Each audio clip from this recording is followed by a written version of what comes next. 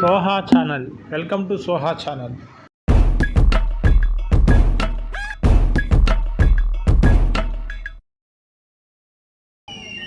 ఇది కాకుండా వాణిజ్య పంటలు పండిస్తాం, మార్కెట్ వ్యవస్థ ఎస్టాబ్లిష్ చేస్తాం, ప్రాసెసింగ్ యూనిట్లు పెడతాం.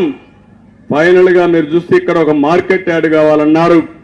అవసరమైతే వాణిజ్య పంటలన్నిటికీ ఒక మార్కెట్ యార్డ్ పెట్టి ఇక్కడి నుంచి ఎగుమతులు ఏ విధంగా చేయాలో చేస్తాం. ఇక్కడనే విమానాశ్రయం 100 కోట్ల రూపాయలు మళ్ళా దాన్ని కడతాం.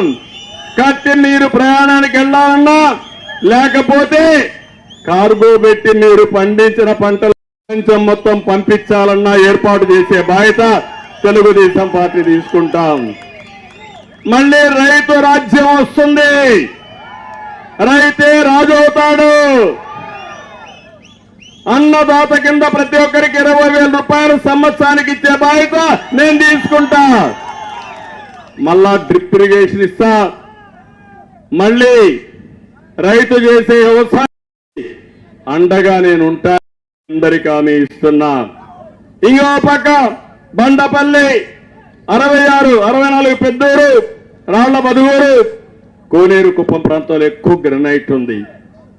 నిన్న మొన్న అడుగుతున్నారు, ఒక ఆయన ఒక సజెషన్ ఇచ్చాడు.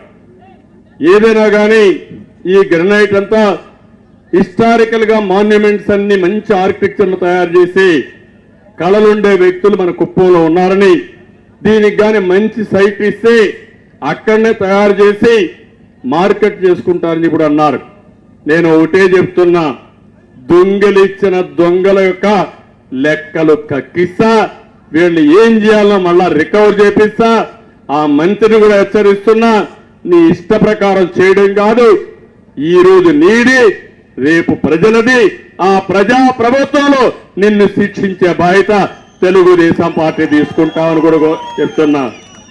ఇక్కడ ఇది మళ్ళీ గ్రనైట్ కు పూర్వ వైభవం తీసుకొస్తాం. ఉండే వాళ్లే పనులు చేసుకుంటూ చేస్తాను. ఇక్కడ ఈ రోజు నేను ఒక స్టేట్మెంట్ చూశాను. జనార్దన్ నాయుడుని ఒక ఆయన పక్క ఉండి ఇక్కడ కూడా ఒక షాప్ ఉంది. ఆయనకు ఒక గ్రనైట్ ఇది ఉంది.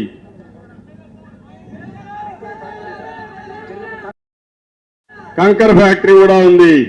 ఆయన చూస్తే ఆయన ఒక స్టేట్మెంట్ ఇచ్చాడు, బెదిరించి పక్కనుండే పలమనేరు ఎమ్మెల్యే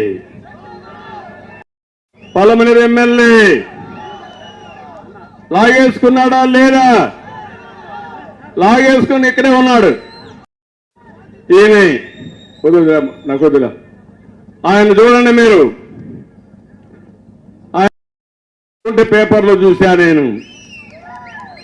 ఏం తమ్ముడు, ఆయన ఆస్తి కొట్టేయడం తప్ప రైటా? ఒప్పుకుంటారా మీరు? రేపు మీ ఆస్తి కూడా మరి కొట్టేసి ఏమవుతారు మీరు? కడాన కొట్టేసి వాళ్లే చేసుకుని కరెంటు బిల్లుని పంపించారు. తమ్ముడు అంటే నేను అడుగుతున్నా ముఖ్యమంత్రిని, నువ్వు పెద్ద గొప్పలు చెప్తున్నావు కదా, నీ పక్క ఎమ్మెల్యే నేను సాక్ష్యం చెప్పా, టికెట్ ఇవ్వకుండా మాని 200 కోట్లు సంపాదించాడు ఈ గ్రెనేట్ లాగేసుకుని. ఇప్పుడు నేను అడుగుతున్నా, గొప్ప మంత్రి కొన్ని 100,000 కోట్ల రూపాయలు దోచేశాడు. ఏ పెద్దలో ఏ రేటో ఇన్ని 100,000 కోట్లు దోచేశాడు.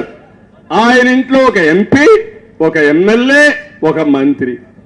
ధైర్యం ముఖ్యమంత్రిని అడుగుతున్నా, నేను తీసేస్తావా అని అడుగుతున్నా. గట్టిగా చెప్పండి, తీసేయాలా లేదా? చప్పట్లు కూడా చెప్పండి తీసేయాలంటే.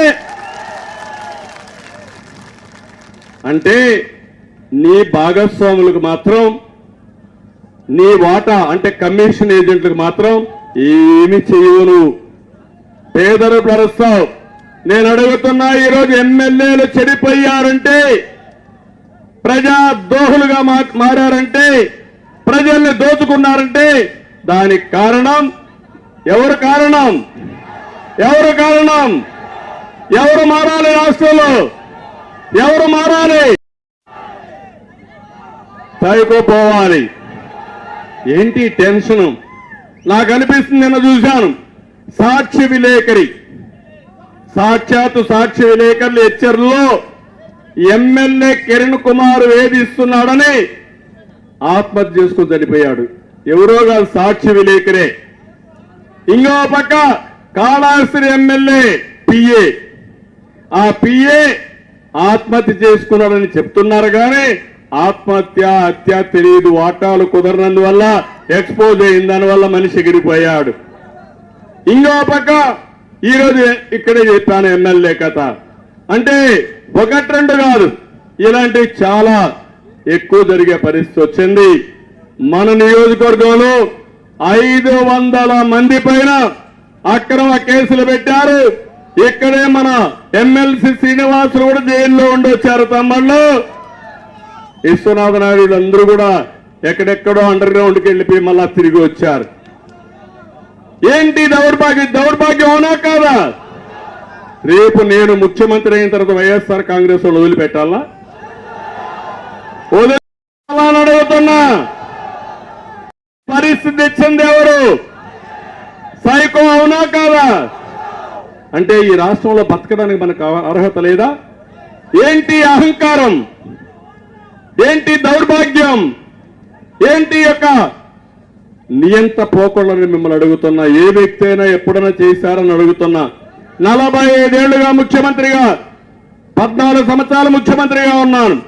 45 ఏళ్ళు రాజకీయాలు లేదు. ప్రతి ఒక్కరూ నిద్ర లేస్తే లేకుంటే పడుకుంటే నిద్ర లేని రాత్రులు గడుపుతున్నారు. ఇంకో పక్క ఒక్క విషయం మీరు గుర్తుపెట్టుకోండి, రేపో ఎల్లుండో Soha channel. Thank you for watching Soha channel. Please subscribe our channel and share and like our channel. దయచేసి మా ఛానల్ని సబ్స్క్రైబ్ చేయండి, మా ఛానల్ని లైక్ చేయండి, షేర్ చేయండి. Thank you for watching.